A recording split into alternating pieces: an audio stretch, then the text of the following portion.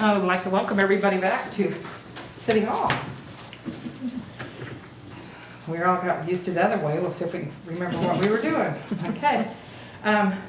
Do we have a public comment period? Nope. No? Okay. First on the agenda is the consent agenda from the minutes from the previous meeting, the appropriations, the Lake Cabin transfers for R2, K22, E22, G3, and the license to sell cereal malt beverages for Saddle Rock Cafe. I would welcome a motion to approve that agenda. I move we approve the consent agenda as presented. Okay. Do you hear a I second? will second that. Okay.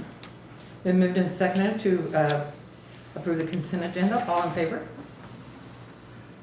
Motion carries 4-0. Thank you. Old business, 177-56 highway chip and seal update. Nick? So, if you remember, gosh, it's been forever ago it seems like, when we got the bids back, they were really high. The city would have been on the hook for about $300,000. So what the Streets and Park Committee looked at was reducing what we're gonna do this year, and what's on page 70 in the packet. I think she's got the drawing up here too, if you guys want to do the drawing, that's all it is, the drawing. Everybody try to get there.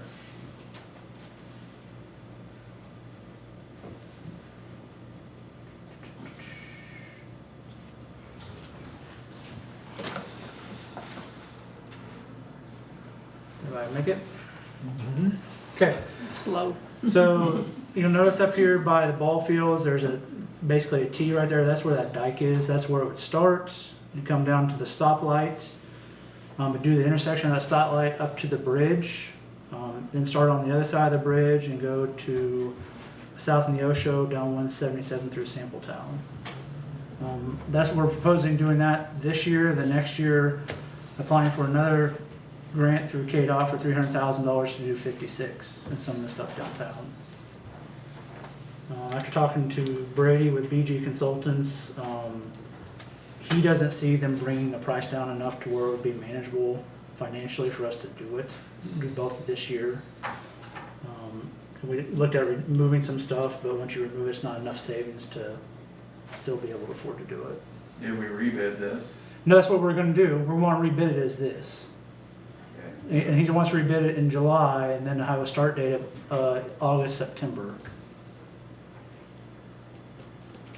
I rather prefer this, and I'll tell you why, is I've been thinking about this, and I would really like for us to pursue a streetscape grant for the east side, and it'd be nice to have that at the same time that we're doing that, you know, the 56, Highway 56. I know we've talked about the east side for a long time and that we need to do some stuff over there, and I know that there have been streetscape grants. I've got a couple of calls out to a couple of people that are gonna try to find me some help, some contacts.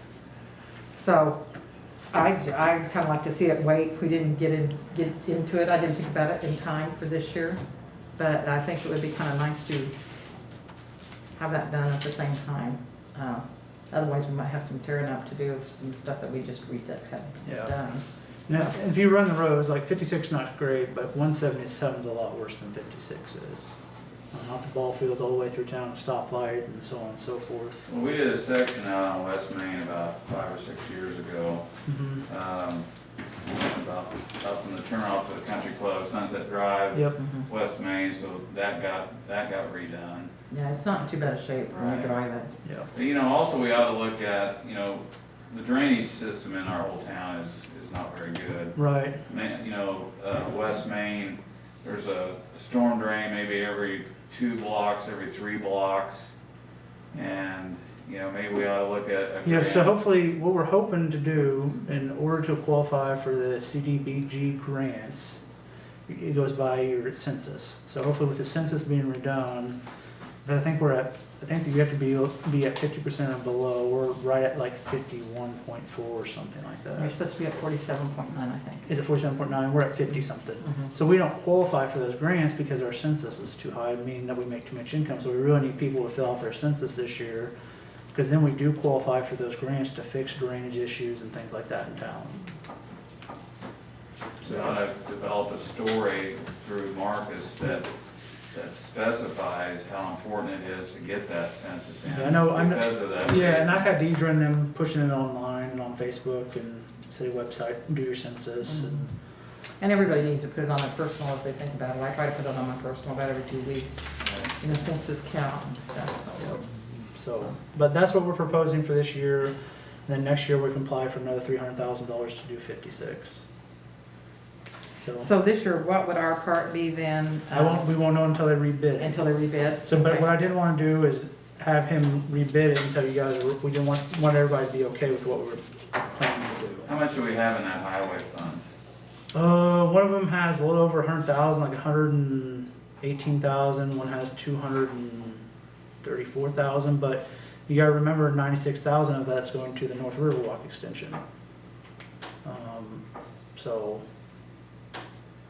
and that's hopefully starting up. I got all the drawings and everything from the company that's supposed to start working on that. I think they're supposed to start doing that in into this month, beginning of July, the North Riverwalk extension stuff, so. Well, it looks like we don't really have a choice. Right, well, yeah, unfortunately. Unless we wanna just bankrupt our fund, and I don't think we wanna do that. No. Well, it's not like we're potholed all the way through. You know, like you say, Mayor, this area here, 177 is pretty bad. You know, and what it does is they'll come out and cut out all the bad spots and fix those, re-asphalt those before they chip and seal them. So all those low-lying areas and stuff will get fixed. Will this still have the additional crosswalks? It does not, that's non-contributing. It does not. Brady thought originally that it would be contributing, and then he found out that they don't cover that anymore. Really? Right. Yep. That's disappointing. So they do not cover that. Well, that'll be on us if we want that done. Yeah. So it's kind of like the intersection down there with Farmers and Drovers. We wanted to make the intersection down there match with what Christie done at the Old National Bank. Four Corners. That's not contributing either. So I'm gonna have him include it with and without it in the bidding to see where it's at. Because if they're down there doing that work, it'd be good to do that too. So, Which might be another good reason to not try to do both directions this year. yeah. So if you can do streetscape, it will take care of all that stuff. Okay, so do you want a motion? Yes. So I can Okay, sign the contract and have them rebid it. do I hear a motion for that? So make a motion Go ahead there. that she rebids the contract with the stipulations for only 177 highway this year through town for the chip and seal on the Seacliff project. And that includes across the bridge, is that correct? Yes. Okay. Yep, in front of the old duck walls and Mhm. down there, that stuff down there is pretty bad, so. Do I hear a second? I'll second. Okay. Been moved and seconded to have Nick rebid the contract for the road 177 and across through the highway. All those in favor? Opposed? Motion carries 4-0. Thank you. Okay, Mosler Creek Dike discussion. No help from me. Go ahead. Okay, yeah, so Modular Creek Dike, the Corps is still working on what they're going to do. We're waiting on the results from them.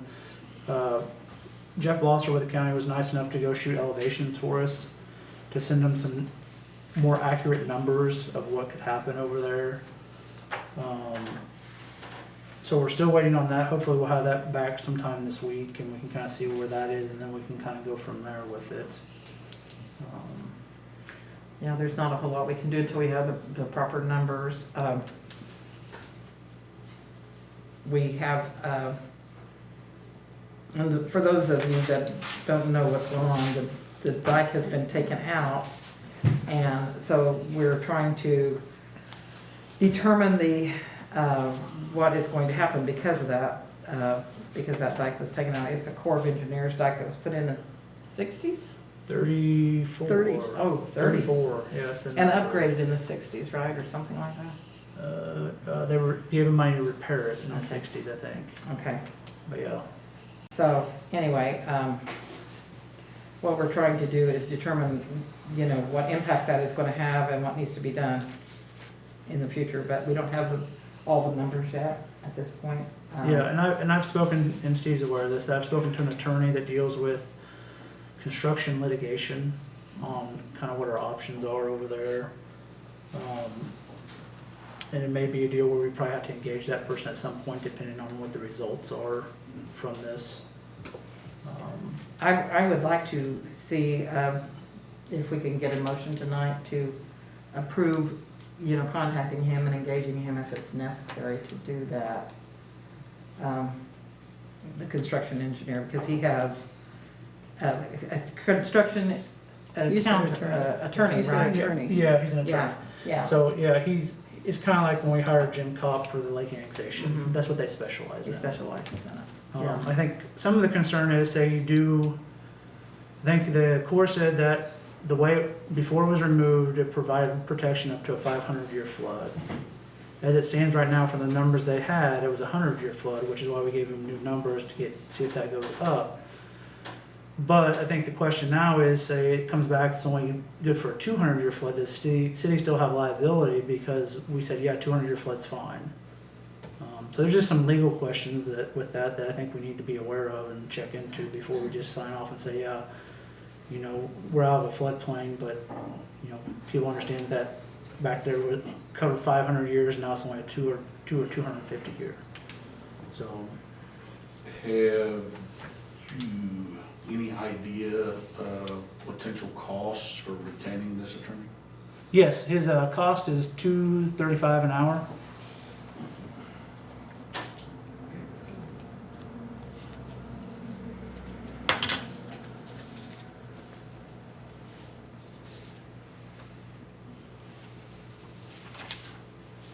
I just feel like when we get the numbers back, we need to be prepared to If we take need whatever actions it needs, because the construction is going on, and we want to get it stopped if it needs to be stopped, or straightened out if it needs to be straightened out.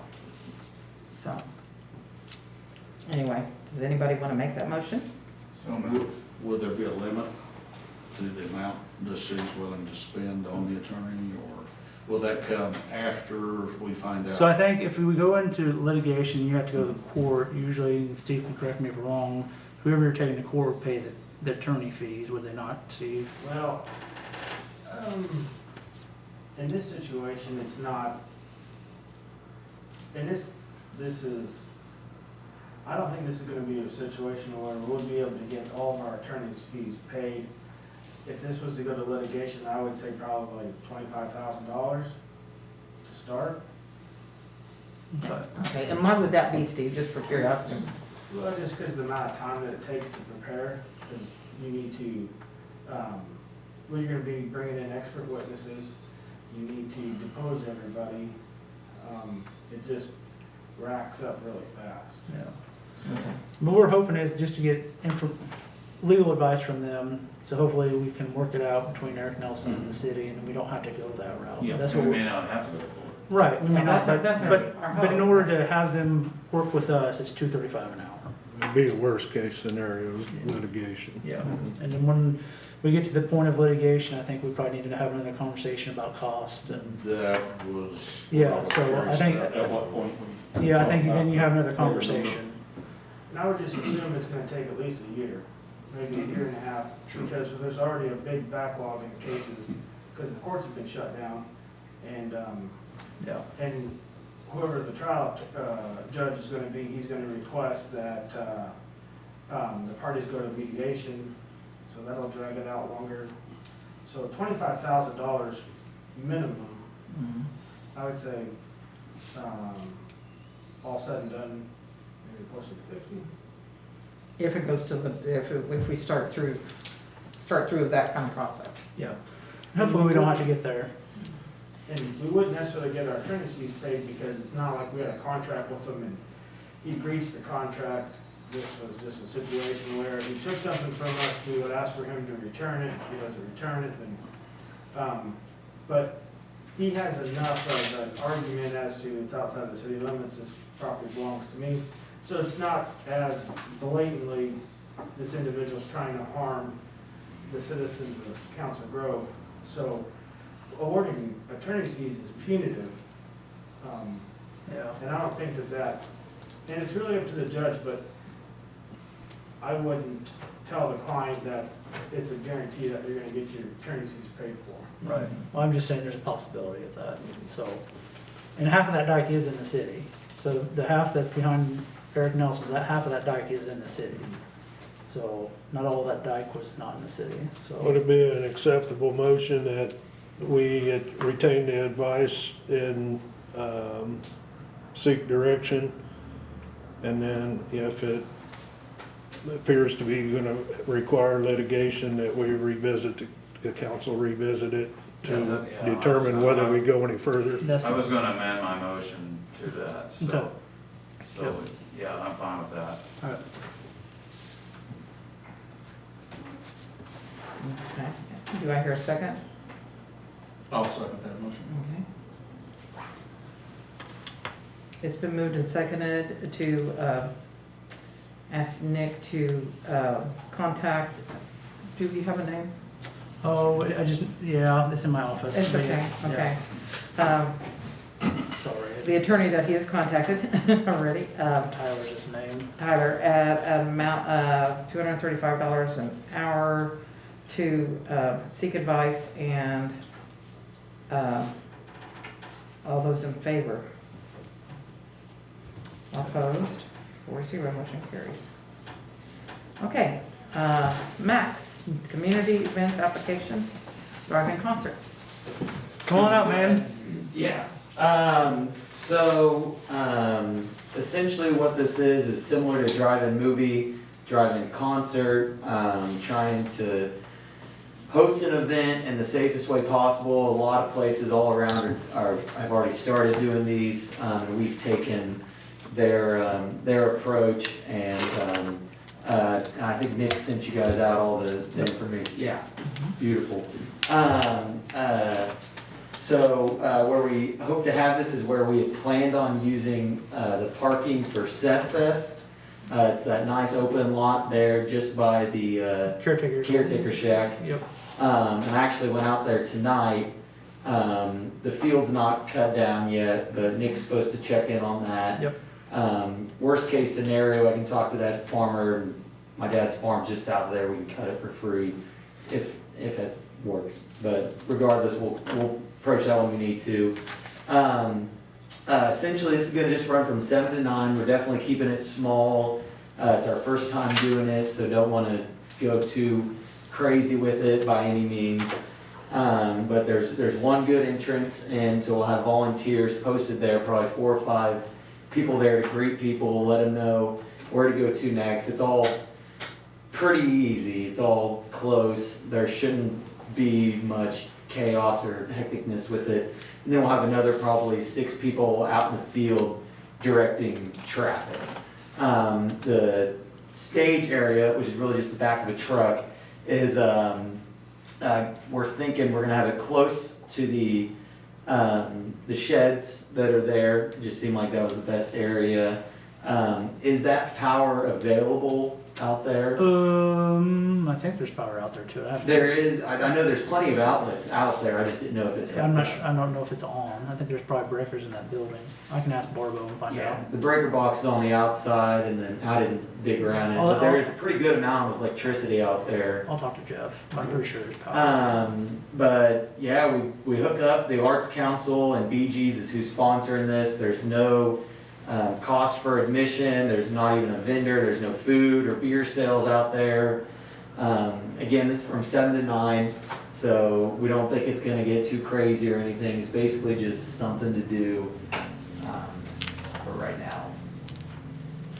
Is that the 27th, Max? Yes. Yeah, okay. So it would be in 2 weeks. Yeah, and we'll be in the phase out, so you can have crowds of 100 or more, so That's kind of the reason we pushed it back, Max pushed it back a little bit, so makes it a little bit easier on him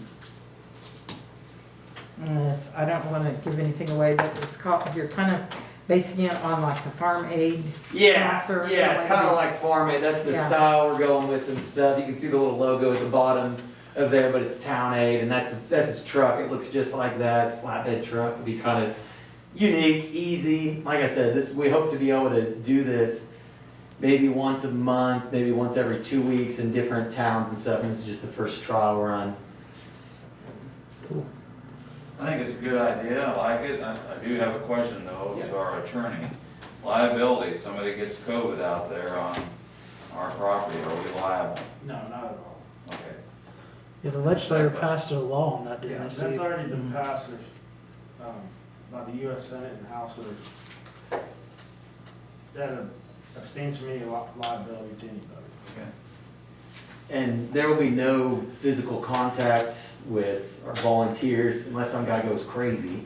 We gotta take him down. But again, we're doing it from 7 to 9 to try to limit it, so it's not a big party out in the pasture, you know. Sure. You know, all the information is gonna be encouraged to be handed out digitally, and that everybody is able to get that, you know, off of Facebook, whatever, just online off their phones and read anything they need to. You know, the bios on the band, we're not gonna be handing out brochures. Just keeping the contact is very, very minimal.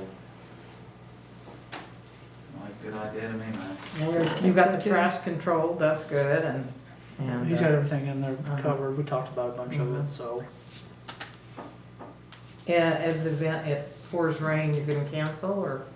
Yeah, we'll just. Yeah, I Yeah. probably prefer you do, because I don't want you guys rutting up that pasture. Yeah, if it rains, yeah, we'll have to cancel it.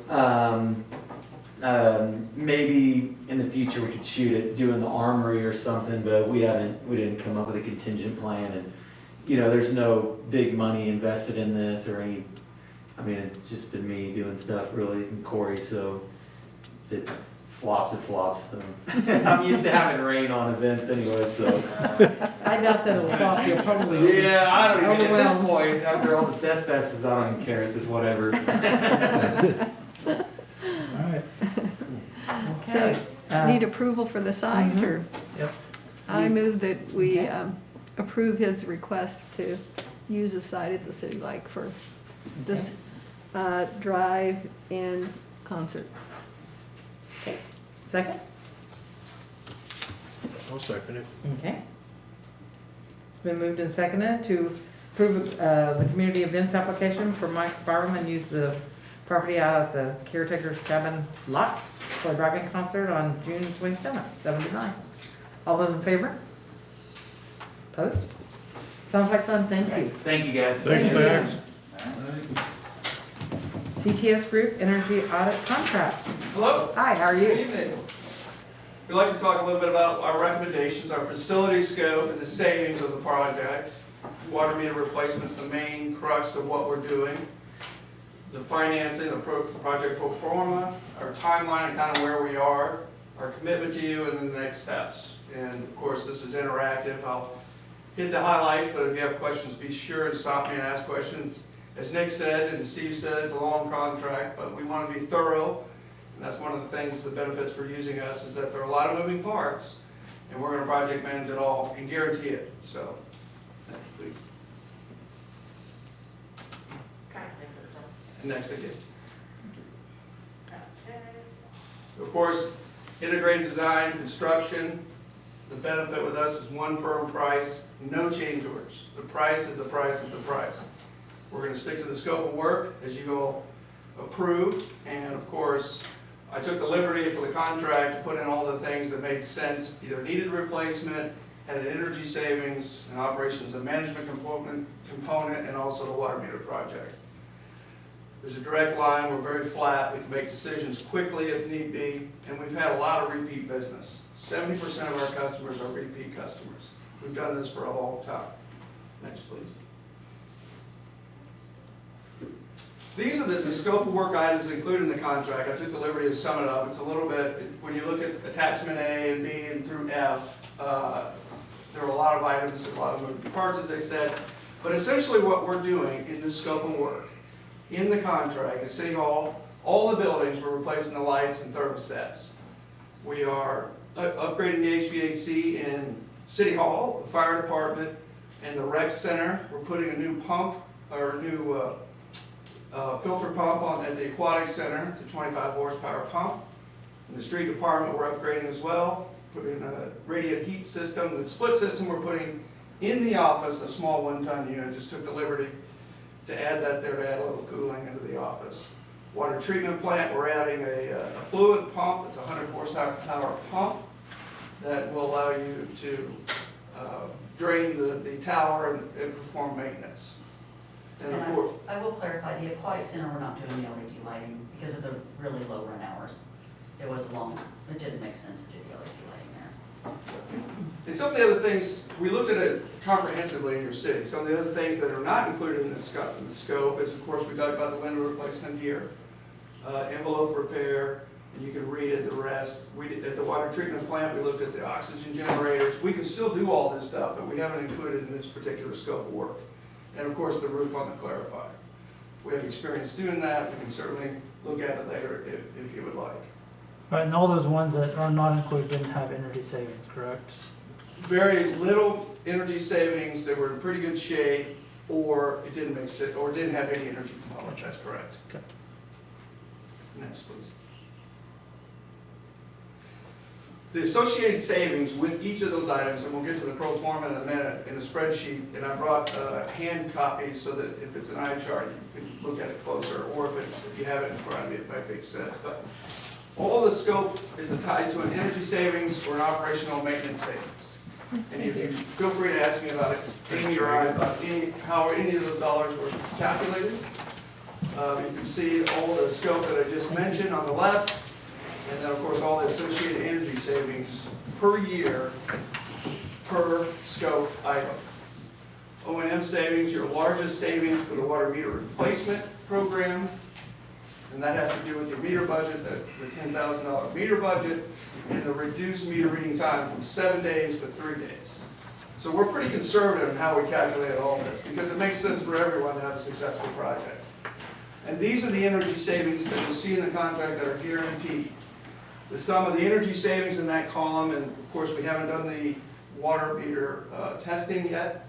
We hope to come out of this meeting with, you approve the verbiage and the contract, the price, and the project itself. That's what we would hope. And then we'll move into, as the next step, doing the meter testing to fill in some of the blanks in the contract. Yeah, not to cut you off, Mike, but I mean, you talked about with the meter replacement, we do the contract contingent on the results. Yes, from, of course, yes. Contingent on the results from Absolutely. the meter testing. Right, and we have some conservative numbers in there between 90% efficient after the meter testing to 93%, which to you would be anywhere from $30,000 a year increased revenue or $51,000, depending how the testing comes back. And we don't know. What we do know next, did you have any more questions about the savings calculations? And that's the money you would use. So each month we take that money from Right. those accounts, City Hall, Fire Department, whatever, to pay towards the yearly annual cost. That's right. So the benefit of this is what you were spending in capital dollars to achieve this, for instance, all these projects, we're reallocating this energy savings, the money you save from operation and maintenance of the projects, and of course, combining that with what we're not guaranteeing, but what we experience from our experience, what you produce from our experiences, an increased revenue. You're capturing more accurate data for your water meter system.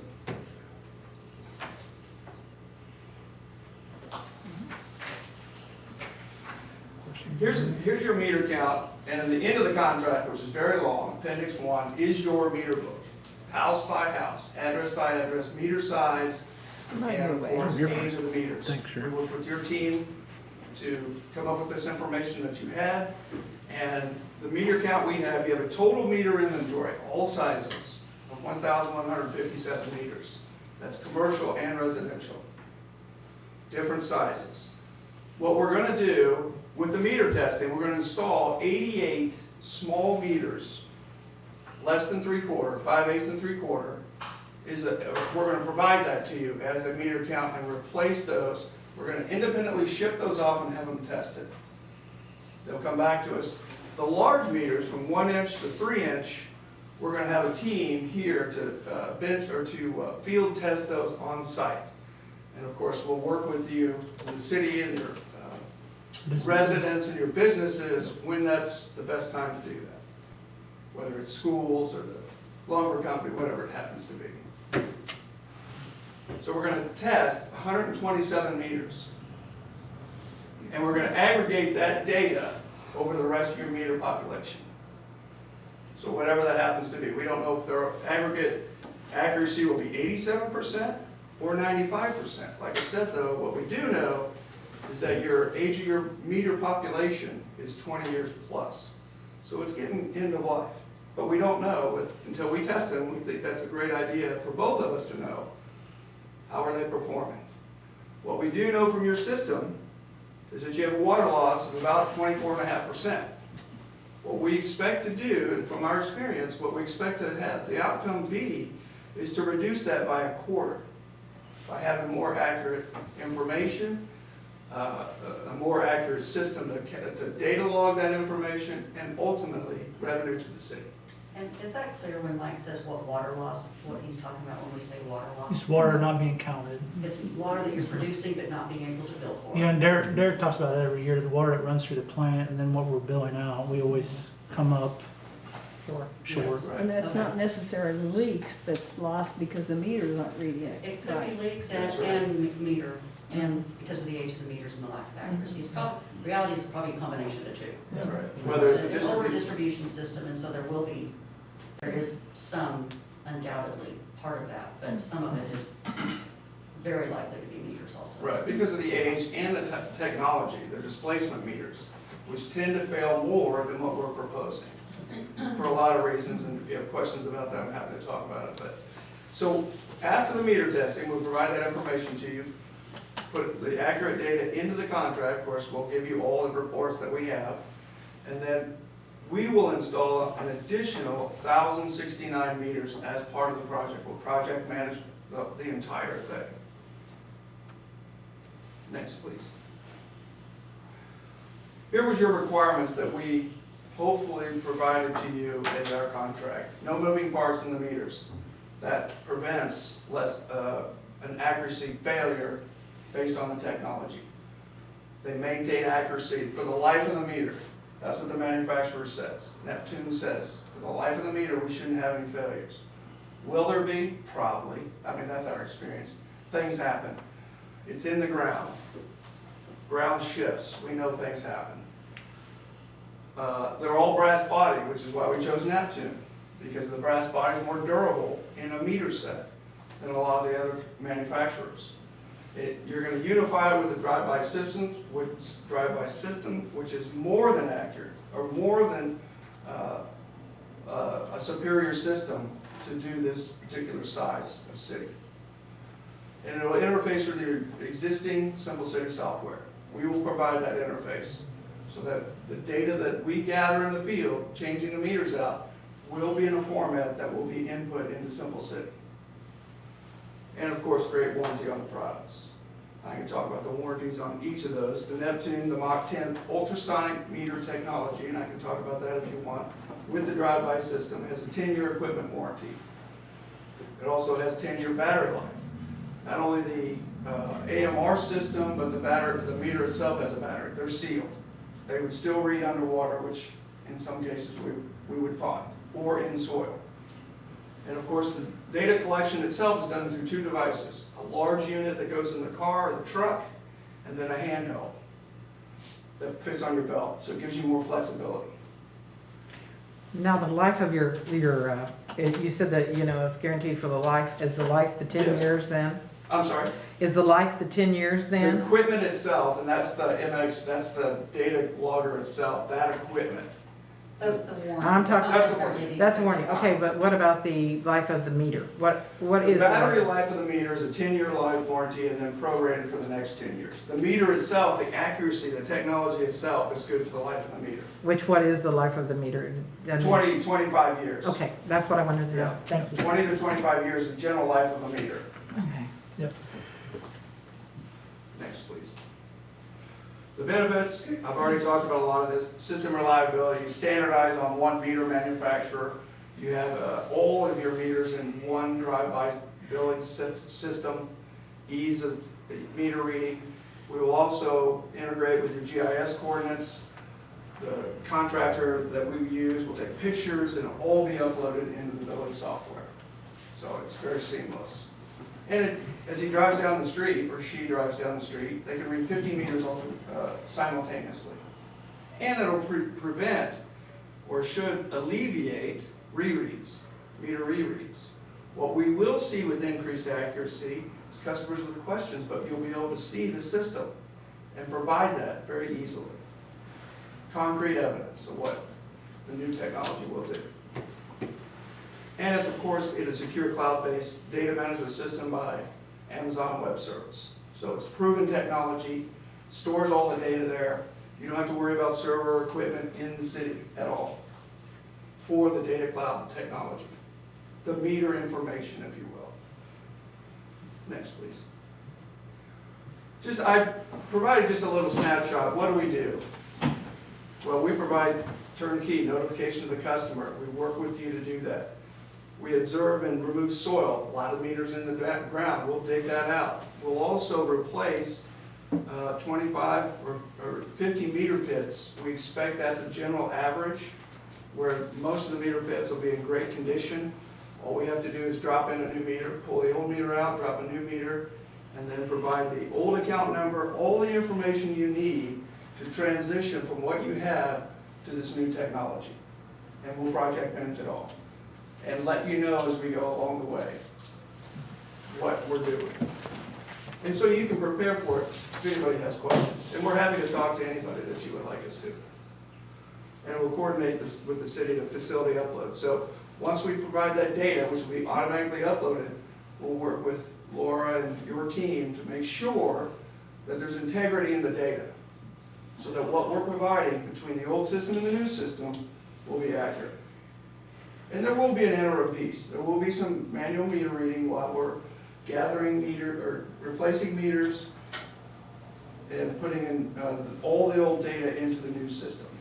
So there will be a transition period, but we'll manage all that. We think it'll take about 4 or 5 months, give or take. And of course, we'll provide training on the system. And of course, if you have questions after the fact, we're not going away. If somebody calls us Nick calls us and says, hey, we have an issue over here, what do you think? We will provide that information to you. We installed it, we're going to be here for you in the future, we're not going away. We've been around for 20 years. And we're part of a larger company now, so we have the resources to help. Not only now, but in the future. And there's no finger pointing. Next, please. There's nobody else but us. I can't say it's somebody else or another contractor, we're going to manage all that for you. And what does that mean? This is the pro forma based on the information that's in the contract. You'll see in the upper right-hand corner, 6285 was the savings of the energy savings that I talked to you about in the energy savings column of that spreadsheet. As well as the operation and maintenance added up to $22,329. That's our figures that will be gathered and guaranteed as part of this contract. There will be an escalation on energy, we feel, over the next 15 years. It's a 15-year contract. The technical data says that Evergy has increased rates from 08 to 2017, an average of 5% per year, just so you know. Those are published by the KCC. So they are going up. We use 3%. Interest rate at 2.75, talking to Nick, he thought after that would be reasonable what this lease purchase agreement you have with the bank might be able to provide. So we use that, we try to be as accurate as possible. Of course, the finance terms will be a little bit different once you get their information. Yep. So we're offsetting, your budget contribution will be 29,000 in year one and decrease over as the loan balance decreases, of course. So there is a budget contribution. However, you're getting almost $1.2 million worth of work for roughly $30,000 a year. It's turnkey. It's all done at once. You experience all the benefits and the savings at once. So we think that's a benefit to you.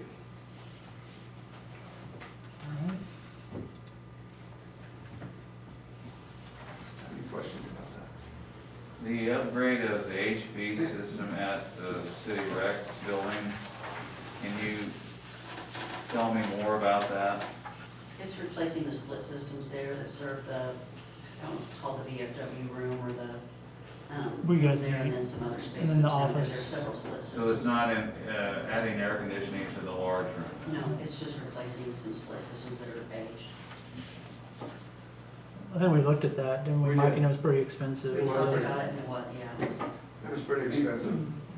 One of the council meetings, you may remember, we talked about how much it's used versus the cost to install that piece of equipment. Yeah, it's one of those things, will it get used more if it's there? So you don't know that answer. right. That's And, exactly the question. There's probably some offset in revenue if you do air condition it, but what is that? It is hard to know what that would be. The situation now is people don't want to use it because it's hot. Right. And we don't have a good facility in this community of that size that's air conditioned. I really think the council needs to look at that at some point.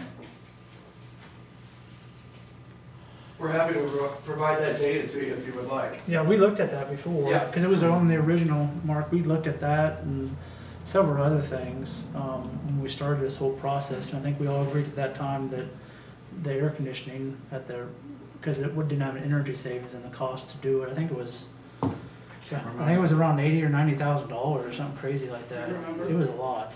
Can't remember off the top of my Is head, it- to be To do honest. the cooling for that with all the ventilation that's required in that size of space, it's about probably 25 to 30 tons of cooling Yeah. for that size of space, which is a lot. So I can't remember offhand we didn't get contractor pricing for it, we eliminated it before. Right.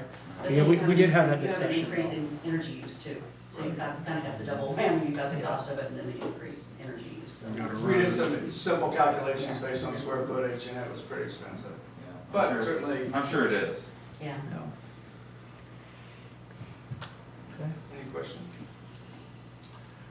In this project, there is nothing of cost that will be passed on to the consumers other than the pre-planned cost we already have in effect. That is correct. Okay. So all of our energy savings and maintenance and all that stuff pays for the 1.199 that we're borrowing. Okay. But to be clear, if the meters start being more accurate Right. and they're not, haven't been paying for their water they've been using, their water bills will go up. That's correct. That is absolutely true. So you've got two, you've got the increased water rates, right, that just bring. Which, yeah, we're already into that. Right. Right. Because the deal with, And then and increased billing, yeah. that is very true. The thing that gets us though, at the end of the year, we have to count the amount of water that's run through the facility, and we have to pay the state for that water. Sure. So we're losing money, we're still paying like that water got used, but it's not being accounted Well, I'm for. not arguing that, I'm just pointing Yeah, no, out that you're 100% correct. Councilman there is a Seegers is cost, saying there's yeah. not gonna be any extra Plus, cost passed on hydrants to is a them. big usage of water Yeah. during the year. So That is not. They may see an increase in their bills. It's possible, yeah, we They just may. don't know until we find out. That's possible, yes. Right. Mhm. It'll be cataloged by thousands of gallons that they use that maybe they weren't before. Right. It's very Correct. likely, it's very Yeah. likely. But I agree, I think it's a combination of an antiquated system and faulty meters. I think it's a combination of both. Yeah, and you're on the utilities committee, you know that our electronics are failing. Right. They're obsolete, we can't get them Can't get the updated. parts, right? Yep, so it's, So this is a good move. I mean, I'm Yeah. just. no, you wanna be transparent, I get Yeah. it, I 100% agree with you. So, Am I reading this right? I want to be clear here. So we're talking about an estimated increased water sewer revenue of $40,600. That's a general estimate, yes. Okay, so that wouldn't be divided between all of the meters. We have a total of 1,157 meters. That is correct. It'd be per whoever's meter's not working. Whoever's meter's not working, or, yes, Mhm. based on usage, that's correct. Okay. So if someone's, has an accurate meter now, they will see no increase, Okay, which is very possible. And we're taking the aggregate accuracy of the testing, so. And they may see a decrease. Good. And then the meter could be on the other, probably the other one. Yeah. because that would be Don't say added that to real loud, $35 per person. It's like a, The dollar But that's value, not just to be everybody. clear, Yeah, the possible. dollar Yes. value It's calculated not there is based on Increase assuming, planned I took the by the average city of the, Yeah, it's just that to they're, add to their bill in addition to what we already have in place. That was the point. they'll just be paying for what they really are Right, getting. they're paying Uh-huh. for what they actually use under the Okay. meter That is system. correct. Which is fair. Mhm, which is only fair. Correct. Mhm. right, and we don't know that exact number, I mean, we would never know the Yes. exact That's number. fair. Yeah, Sure. You do It's an have people whose estimated meters number are right reading now based on correctly and they're assuming paying that what we they're have supposed to be between 90 paying. and 93% So efficient. It's definitely fair. But That's what just a we'll guess. do is we targeted to test the number of meters that would give us a 90% confidence level that that is statistically accurate across the city for that size of meters. And that's the count that we're testing. And we'll use that average to say, okay, we tested this amount, that's a 90% confidence level, you know, as you look across the city for those. So if they're 93%, then we're saying all of the 5/8" meters are 93% efficient. Does that make sense? Okay. So And- some of them might have been 87% and some might be 99%, you know, but it's gonna average out to be that level, what our testing results. And scientifically and statistically, the way we sampled the meters was by formula. We didn't just say here over here, it was statistically random samples. So we feel like we got a pretty good sample by size and by location. Bottom line is that this is a positive step in improving our water and sewer system. We've been talking about this 10+ years, that, you know, we have an antiquated system and that we need to start making upgrades and improvements in this. Even though we'll probably catch some heat on this. Yes, sir. I still, yeah, Nothing- I still think. Nothing this you is guys a- approve doesn't catch heat, so. Yeah. Okay, any more questions? Okay, that being said, do I hear a motion to approve accepting this contract? And it's gotta be contingent on the results of the meter testing. Contingent on, you're right. Cause that, we don't know that number, That's so, correct. so, and that's what me and Mike talked about. With that, I will say so moved. Okay, I'll second it. okay, it's been moved and seconded to approve the contract with CTS Group contingent upon the meter testing. All those in favor? Opposed? Motion carries 4-0. Thank you. Thank you. Thank you very much. And if anything comes up, certainly, Yeah. let me know. If you have any contract issues or questions, let me know. Yeah, Steve read through the contract, I've read through it, it's a long contract, some of it I didn't understand, but, I'm happy to explain if you No, want. you're good. I was You're just saying, it's a very thorough contract. It's We good. feel it's It is good that. for both of us to make sure we don't miss anything. Thank you. And hold us accountable. Yeah. So our next steps will be to get the testing schedule. yep, So we'll be working with you to. so yep, give me a we'll call, have give me a call get all and that. we'll get Derek lined out, and Derek, Okay. we can set that up with Derek. Yes. It'll take about a month to get the results back, get the meters tested, send them off, and get them back and put the report together. Did you already order the meters? Yes, we have the 88 meters that we need. We're ready to go. Okay. So yeah, just, I'll talk to When's Derek, the projected start on the other work? as we get the financing, yeah. Okay. So when I Financing. talked to Steve White about it, doing a lease purchase, and they're willing to do that. So, So the timeline will be, we'll get the meter testing, finalize the contract, sign the contract. 30 days later, we will begin work on all that stuff. We'll be staging in the interim, so we'll get to work as quick as we can. so you're talking After about a that. couple months. Yes, I would expect. Definitely 2020, we would be, Yeah. expect to be done in 2020. Okay, And we don't have to worry about weather. We can do this as it gets into the fall. okay, great. Too bad you didn't bring the testing meters, you could've just run out there tonight and put them on. It's a very large large truck. Happy to drive it, but, I just thought I'd give you a little try. yeah, that's it. I'm happy to do it there. Well, you guys have a I nice, will be here when we test, so. okay. Awesome. I'm sorry to say for you, I'll be here. Don't be sorry for us, we'll be glad to have you. All right, thank you. You guys have a safe trip back. Thanks Thank for you coming. very very much. We appreciate it. Thank you so much. Okay, let's move on down. Lake Committee recommendation, C-17 NCAP request, extension request. Keith, I'll let you talk about it. Okay.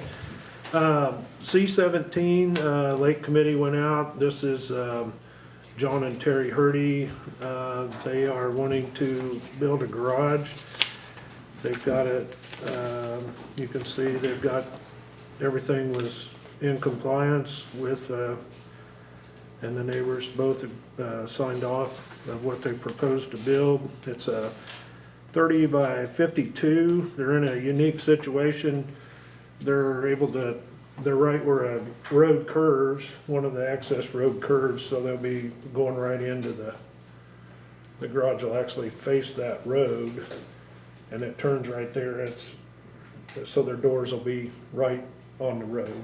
So it's a unique setup. It worked out good for them, and the Lake Committee is recommending approving this as proposed. Do I hear a motion?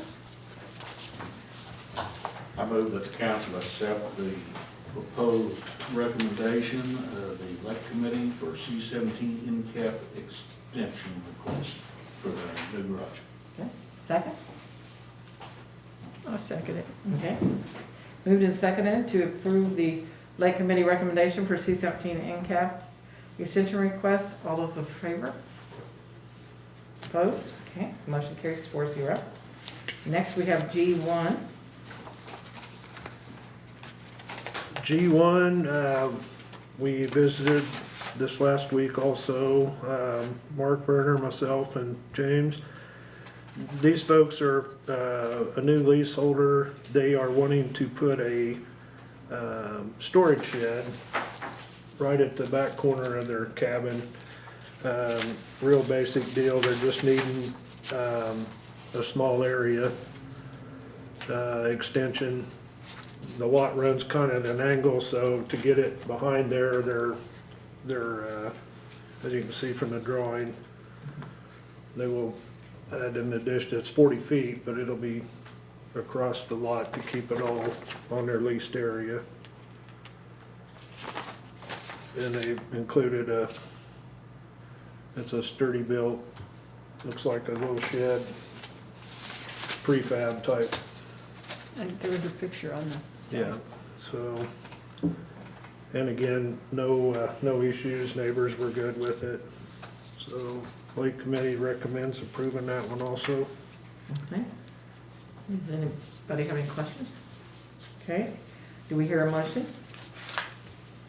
So moved. Second? I'll second. Okay, it's been moved and seconded to approve G1N cap extension request per the Lake Committee recommendation. All those in favor? Opposed? Motion carries 4-0. Next is IT8. It's been a busy couple weeks for James. It's been busy. This had an existing deck, and we had reviewed this a while back, and the lady is wanting to get this in compliance, so she revisited with James, and she wants to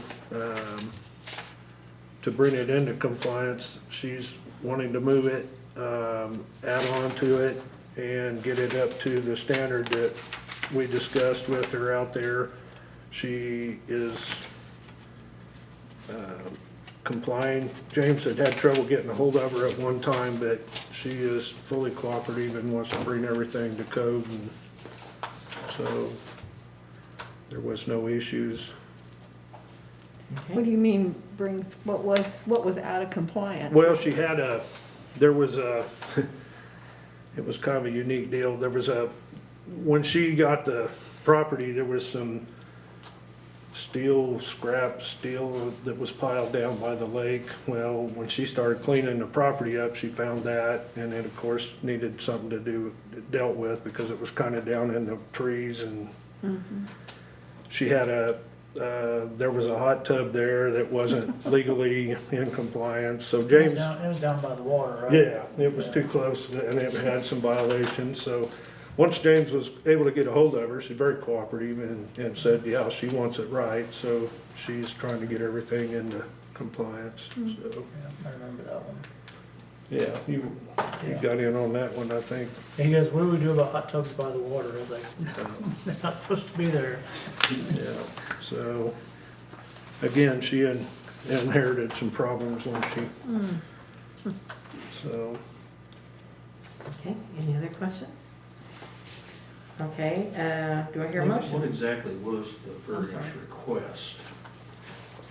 Well, on the application, the main portion of the decking was already in existence. She's planning to be moved to in front of the home. She wants to add about 2 feet to each side to make it the width of the house. And the variance, Larry, would be just, this existing deck is closer than 100 feet, so, Okay, that was the question. yeah, Okay, so. thank you. So she's just widening Right. what's she's- already there. yeah, Exactly. Okay, do I hear a motion?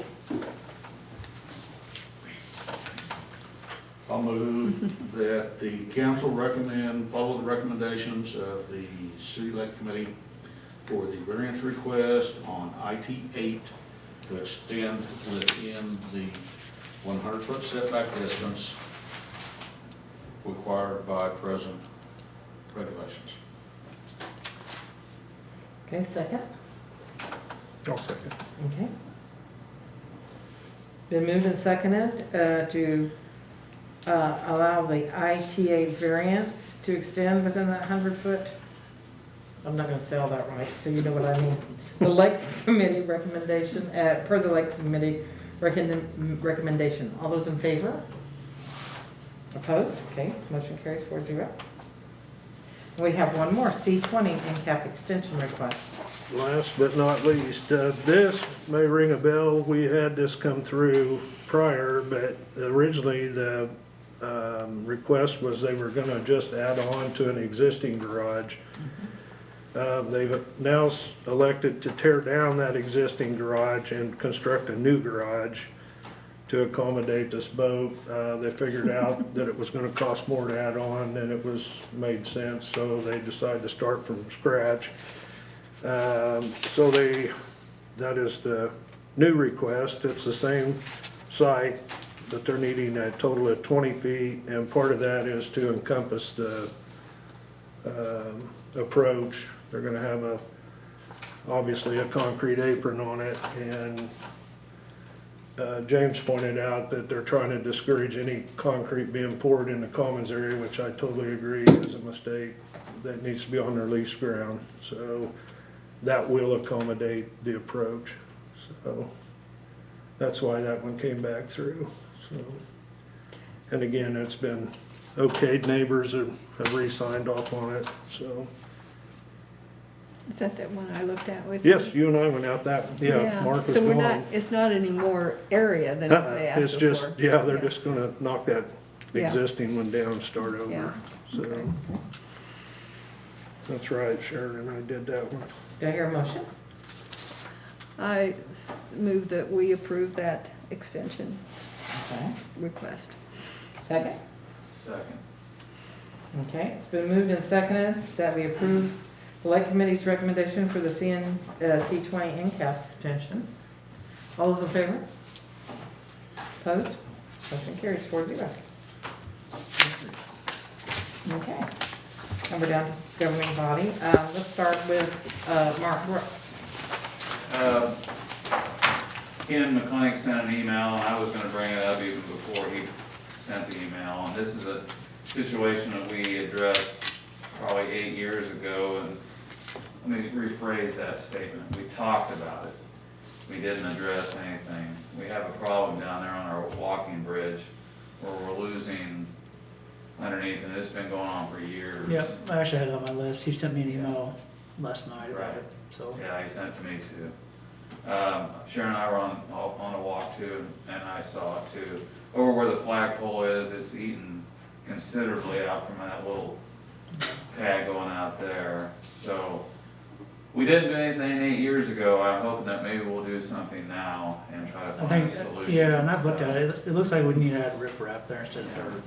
Well, what we're losing there is that our sidewalk is not ADA compliant, because we're starting to sink on both sides, so we need, when we talked about it years ago, we talked about getting some sort of a material pump in to raise up the concrete. Blackledge does that now. Yeah, So, and, I can talk to Chris and have him look at it and get a Yeah. price. on that same note, same walk, the two sidewalks, on both sides of our town bridge have sunk, the sidewalks have sunk down there. We have multiple, toe stubbers, you wanna call them that, and we're not ADA compliant there either. So I think we need to look at all of our city-owned sidewalks and see if we can come up with a solution for that. Some of that streetscape stuff that the mayor was talking about covers that stuff. Okay, So that's one of the reasons I know she wanted to do it, because but it would that's a year off, Right, I understand that, Mark. yeah. Yeah, but I can talk to Chris Blackledge, because he does that concrete jacking to bring stuff back up to Right. level and stuff like that. Yeah, and when we were doing the Riverwalk, extension to the south, we talked about bringing riprap in and putting more riprap up there. That never happened either. But we need to get some more riprap in there too. Also, I'd like to see a water committee meeting, to discuss, projects. We haven't had a meeting, I guess we haven't had any meetings really. But I'd like to see one of those. And then I wanted to follow up with Steve on the pumps at the lake. Have you written that letter to, about the pumps?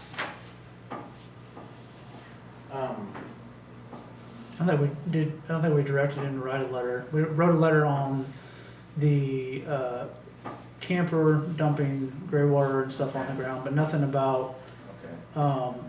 that. We actually had a lake committee meeting today.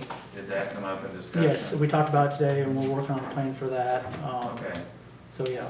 Okay, I thought, I'm sorry, I was confused. I thought that we were gonna write a letter or something on that one. And you probably will, we're just working off on it. Okay. Yeah, yeah, you just take a boat ride out there and you'll see all kinds of things. Anything else? That's all I have. Okay, Good to Gary. be back in City Hall. I had a question for you. I guess the walking bridge you're talking about is on the Riverwalk? Yes. Okay, that's what I Yeah. The thought. one that crosses right there. Yeah, Where the flagpole is. Yep. yeah, it's eating out, that river, cut back originally back to the west, and it's trying to do it again. It's trying to go back to the west, like they meander. Yep. And it's eating out the riprap on that side and it's starting to take out the underside of the bridge. Thank you. Do you have anything else? Nothing this evening. Okay, sure. Nothing, just glad to be back here. Keith? I think you're gonna cover what we visited about with the lake committee, aren't you, Debbie? You can go ahead. Well, That's fine. we had, we met this afternoon and we talked about just exactly that, was the water that's being pumped out of the lake. And, I think we were wanting to get council approval to have Steve draw up, start working on a,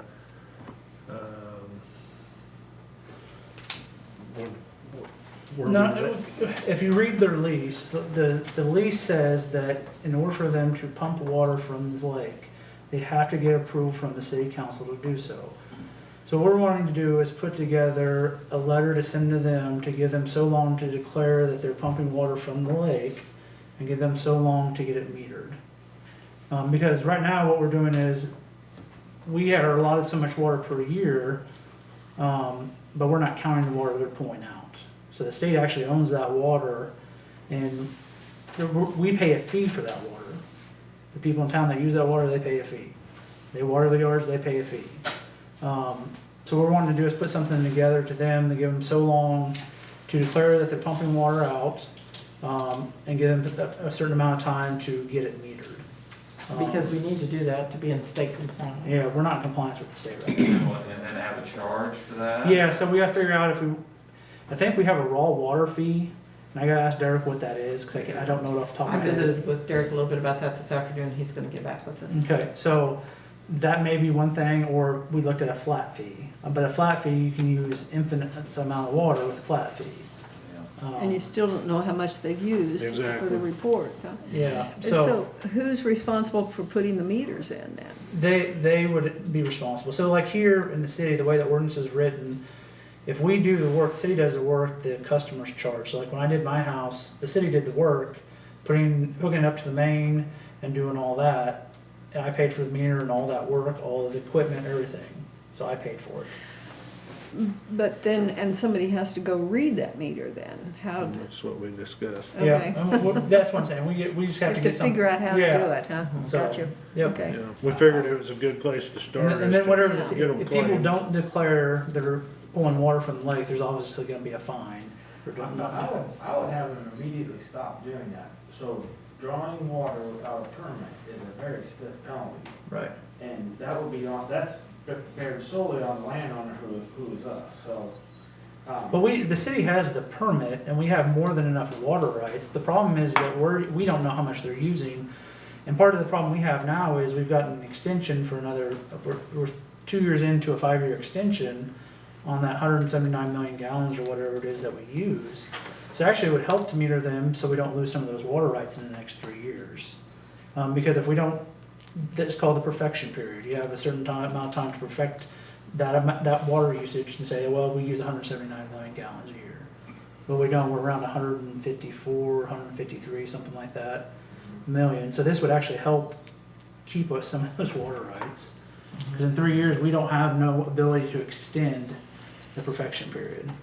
But the way the city, so we have enough, the way the state is gonna take it is as if the city of Council Grove is pumping from the lake without a meter, even though the tenants are doing it. So they'll see that as us stealing water, even though we have enough allocated water to do that. No, I'm saying we should meter them. Yeah, I'm not saying we shouldn't, yeah. But I would tell them to stop immediately. That's something that should, I don't recommend it going on. Now that it's been brought to our attention, it should be stopped immediately. Yeah, I think our thought process was give them a chance to declare their meter, fix the issue, because I think it's hard for us to say stop using it when we know that they've been doing it and it's in the lease and we haven't been enforcing the lease. But I think that's really, a really tough thing to do. the fines are pretty steep, and it's per pump. That we will, Yeah. I mean, that's, and so in the KDHE, it is cracking down on municipalities and also other water districts. So, no. So we need to start with a document that says, if you have a water pump, you need to declare it immediately, and then we'll send you information, whatever. Because some of these people, if they get the letter, they could do it with, you can get all kinds of, the plumbers would love it. They'd have all kinds of work. What's gonna happen if we make them stop doing it? Those pumps are gonna come out after dark. Yeah. And they're gonna drop a hose in the lake and do it anyway. I mean, that's how they were doing it for a long time. And now they're bold enough that they've got them anchored right there by the water. Yeah, so that's the reason, Permanently. yeah, I completely agree with you on that. Because they're not gonna bear the cost of the fine, we will. And it's thousands of dollars per ton. Yeah. Well, let's, maybe we should ask Steve to begin to drop a letter, and maybe bring us a letter the next meeting that we can take a look at, and then we can talk about fees and stuff, just kind of leave that as Yeah, if you can get that. Open, if Yeah, you we can have start 3 weeks that. till our next meeting, so that'll give us time, you time, and give us time for the committee to meet again. Would that be okay with everybody? And the other thing I can do is call Nathan Westrup with the Kansas Water District and kind of let him know what we got going on, and tell him what our solution is to fixing it. That we're on the way to fixing it, Yeah, so that way we're getting ahead of it, not behind. behind. Maybe he has some recommendations on. Yeah, and he could. And I've talked to him several times with the lake stuff and mixed use water and all that stuff out there. So, okay.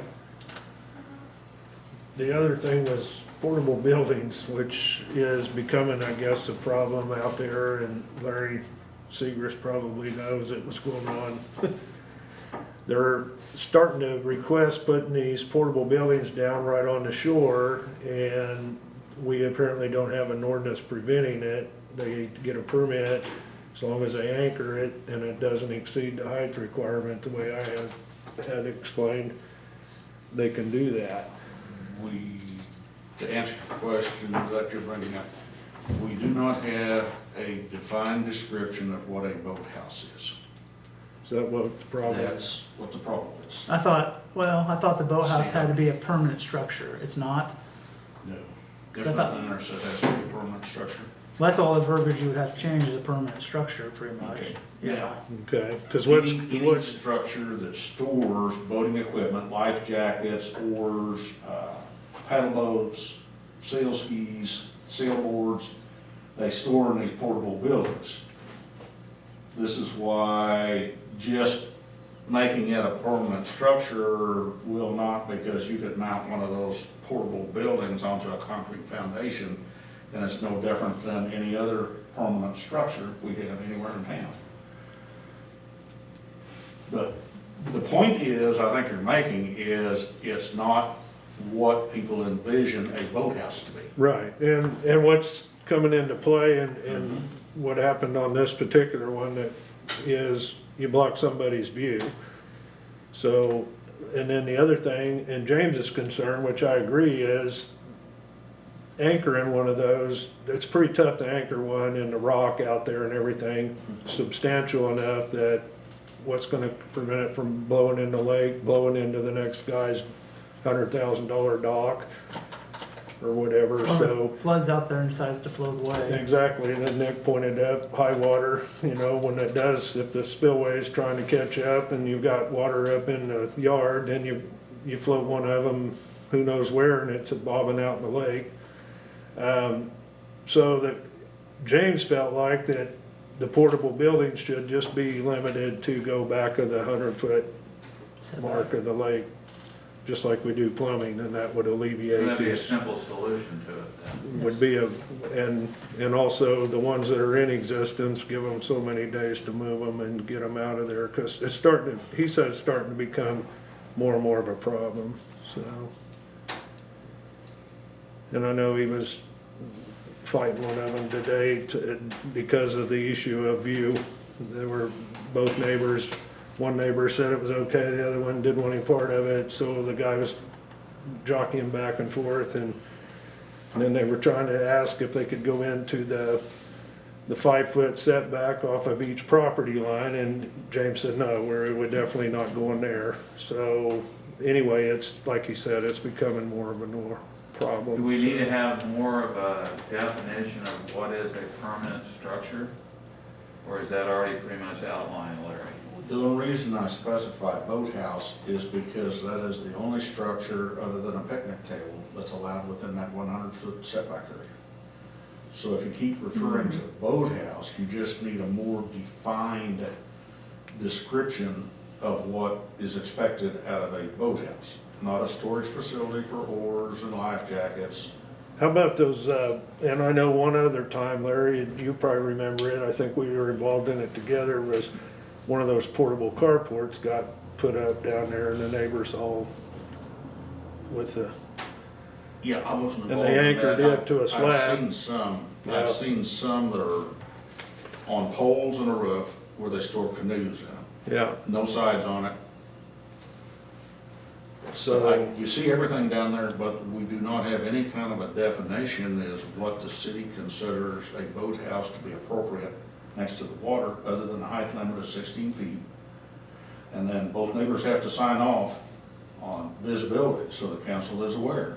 And again, not on these portables. Apparently you don't have to No. have any permission, so you can put one up and block the guy next to you and there's nothing, he basically has no recourse, So so. I think definitely the change in where the portables need to be 100 feet back, for sure.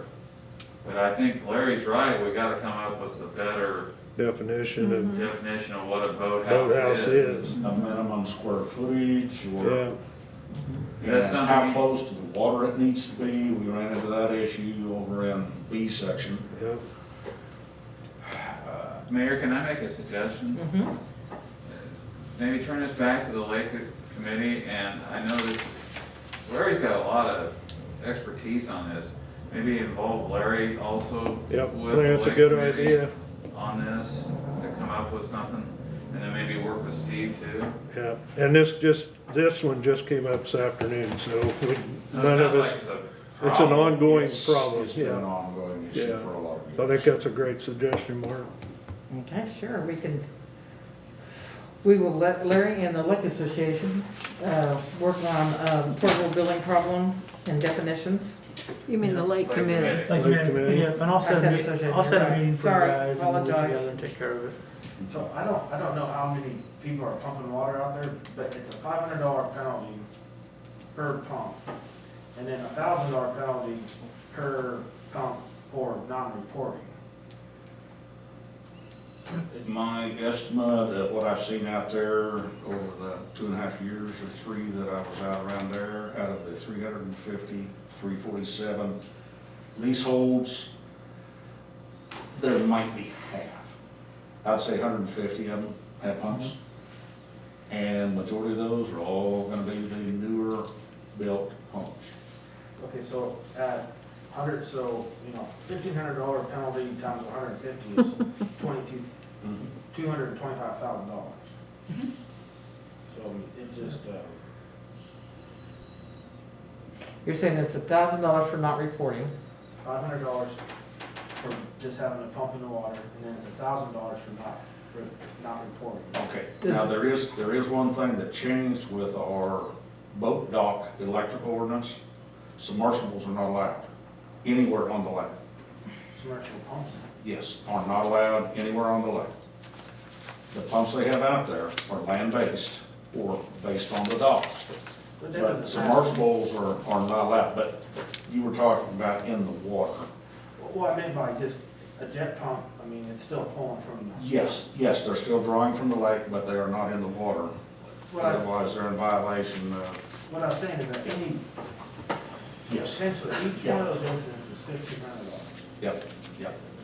And they make it so steep so that people aren't, Doing it? Just paying a fee. Spilling water. yeah, all throughout the city of Kansas. Because the water in the lake doesn't belong to Council Grove, it belongs to the state of Kansas. So you're saying that those fees are, what you're suggesting, or are those fees that the Kansas is? That's Kansas, that's, he looked it up. Kansas will charge Kansas. So, okay, so those are. For everyone they can identify, Yes. Plus 6 months in jail. since we're the property owners. You can take your pump to jail with you. Or you Well, so what I'm trying to say is that they take it I'm very sorry. short. Yeah, they should. I'm sorry, and I shouldn't have made, I didn't mean to make light of it, but yes, we talked about that today, that it's a serious situation, that we need to get it taken. This came up when I first started 2.5 years ago, because I thought we should do something about it then, so. I said Well- they're very comfortable now, they're not even hiding them, they were hiding them, And or it's put them in at night. not any different than us in town when we water our grass, we pay, or our yards, or whatever we pay Exactly. for the water. I'm watering my yard right now. So, And we could probably calculate how much water they're using pretty quickly based off how long they irrigate with it, and there's probably quite a bit of money. I'm sure every year there's some nice that's not yards out there. Going back to the city. mhm. So, all right. And this fishy water might even be better, so. Okay, well, yeah, we'll let you work on that, Steve, okay? Appreciate that. Okay, do you have anything else, Keith? No, I think we covered it, didn't we, what we I think talked so. about this I think afternoon? so. Yeah. Thank you, Larry, for helping. Okay, how about you, sir?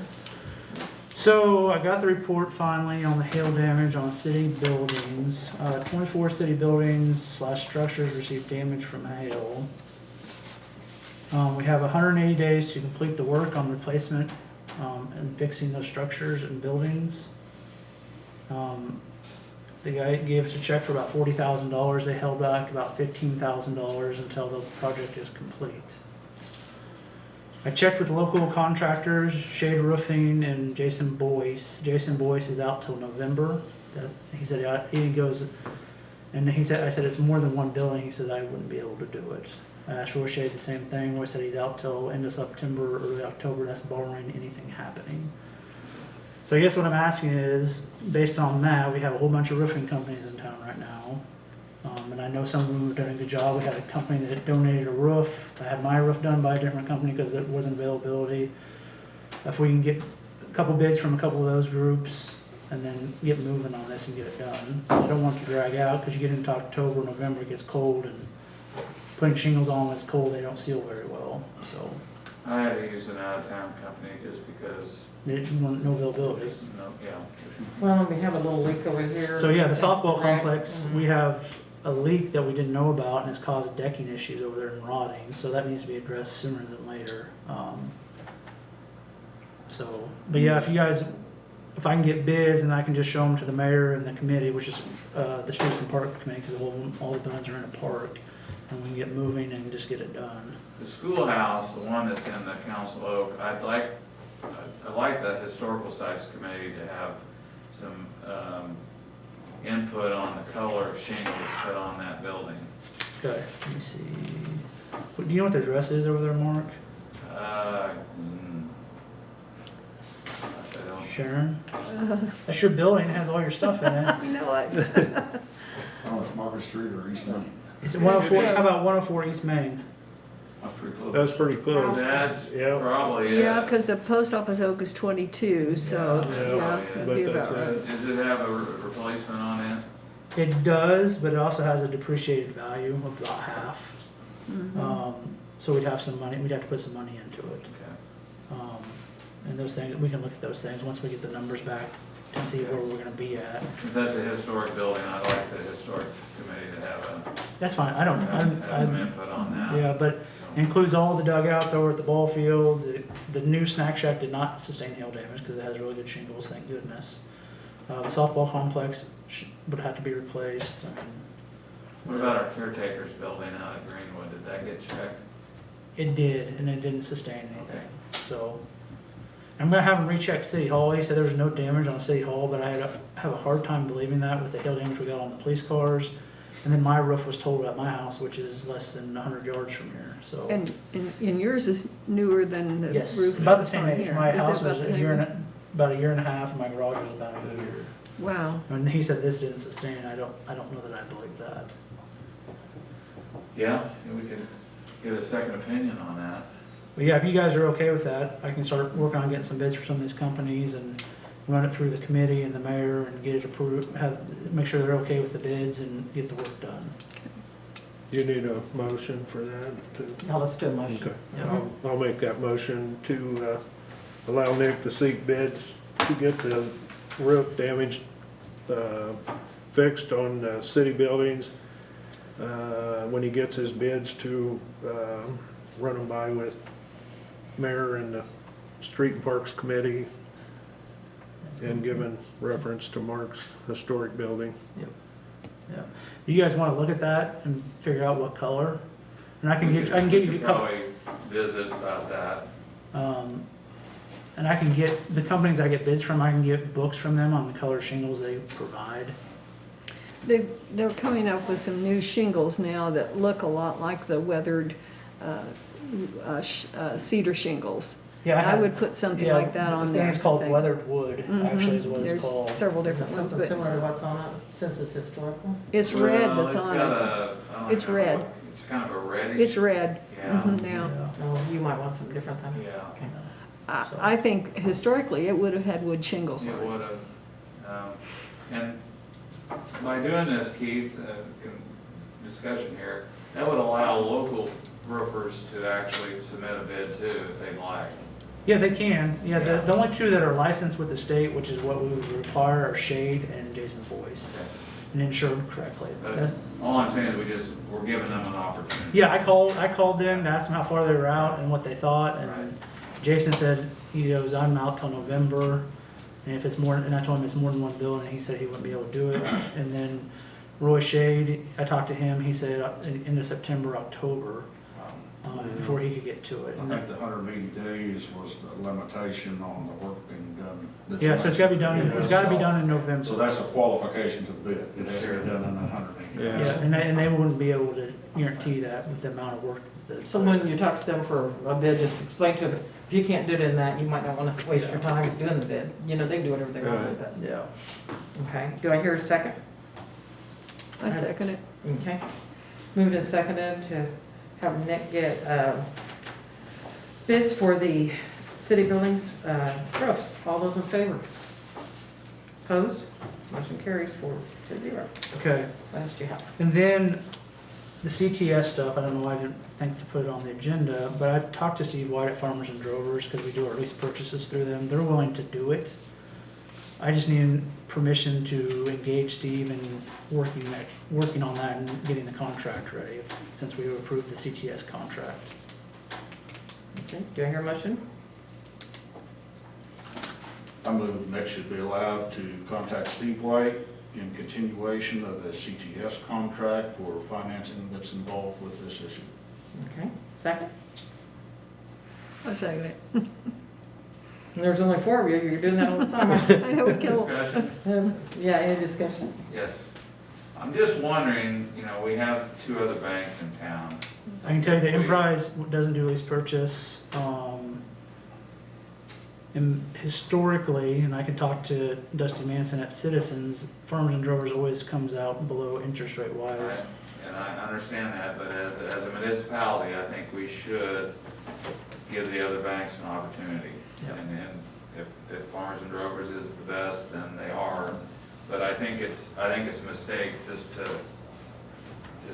go to one bank. Okay, well, You know, historically, that's what we've done. I don't know what the rest of the council thinks about it, but Yeah. I'd be willing to amend my motion Okay. that it be put out for bid at the 3 financial institutions in the city of Council Grove for the best possible financing on the CTS contract. Okay with Sharon? Okay. All right, all those in favor? Opposed? Motion carries 4-0. And then tomorrow we have a 4th of July committee meeting at 3:30 here at City Hall. I will not be able to attend. That's okay. Who We're else just gonna is- talk about, I'll be here. I Did you get the email? I sent you, I copied you, didn't I? I don't Maybe I know. did. I replied to an email that was sent to me, so maybe it wasn't on there. Okay, I am on that committee? Yes. I meant to go back and look Yes, at you that. are. Okay. Yeah. We're gonna meet tomorrow at 3:30 to discuss You are the now. way that's gonna work this year. Okay, all right, 3:30, thank He you. got drafted. Did I say tomorrow? I meant Thursday. Did I say Oh, Thursday? you just said Yes. tomorrow. Thursday. Okay, Thursday? Thursday. Okay. Oh, Thursday. okay, Fix that, Did you Marcus. either, I know you wrote it I down. should be available Thursday, yes. Okay. Thursday. Thursday? I Okay, have You're all another, I have another, well, I have 2 other meetings tomorrow. I just got too many meetings. yeah, okay, got it. Thank you. Thursday I should be- Your attendance went up. Yeah. Not tomorrow. That you can make. Thursday at 3:30. That's all I got. Okay, I think the only thing I have is, I know there were some questions, I received some questions after I made a statement the last meeting about the annexation committee. And primarily, I want to clarify that my concern is that the annexation committee I appointed the annexation committee with one major endeavor, and that was to work on annexation to, protect our water from sewer problems, and so that we can start working on a sewer district, and for the safety of our water, or city water supply, and for the safety of the people that live at the lake. because of some jurisdiction problems. And that committee, I feel, has not headed in that direction, and that has been my concern. So I will try to address that a little bit more at the next meeting. I just wanted everybody to have a little bit of clarification on it. So, with that being said, that's where I was. Okay. I think that is all.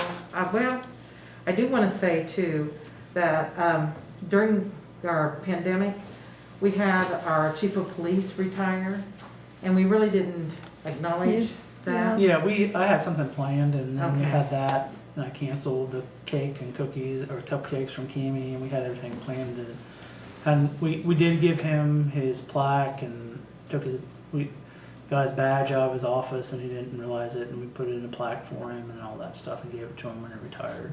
But I did tell him, I seen him today actually, and told him we're planning on doing something, and Okay.